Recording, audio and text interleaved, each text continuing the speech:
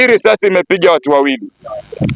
Hii risasi imeanza kwa jicho la Mohamed Farah, ikapass ikaenda kwa kichwa cha Kuti. Na kama ni accidentally jamani, mbona hii risasi haikwenda kwa mguu?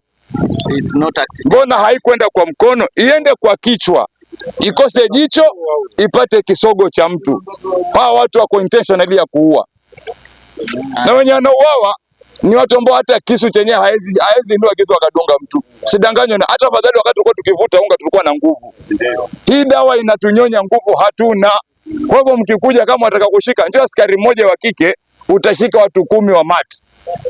Askari mmoja wa kike na ukuja na leso, utararua pande vya leso na utafunga wanaume 10 ambao wanakuja methadone. Tumchanga pesa yetu 25,000 tumeiweka, tutaka tuipeleke benki ili tujisaidie, kwa sababu tunatengeneza certificate yetu ya chama ili tupate maendeleo ya mat recovery. Sasa tumechanga pesa tumeiweka hapa, tunaona mzozo. Tukiangalia hivi tunapigwa bunduki juu, tulivyochamkana hivyo pesa ikachukuliwa. Ndugu yetu mwingine akapigwa bomba, ikapita kwenye shikio, ikaingia kwenye kisogo. Na sasa hii yeye anaendelea kupata matibabu. Kila tutaka kuelezea atueleweki, atupate haki zetu. Nini ikalia nyingine hapo ndio maganda yake nadhani mumeoneshwa pale. Tayari yule mwenzetu akiwa ameanguka.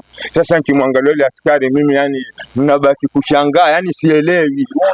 Vile amekaa ameangukia kile kichaka hicho. Yule askari mmoja akaokota pesa, akachukua simu, yule mwingine akawania akawashaonda, ametoka na hiyo njia.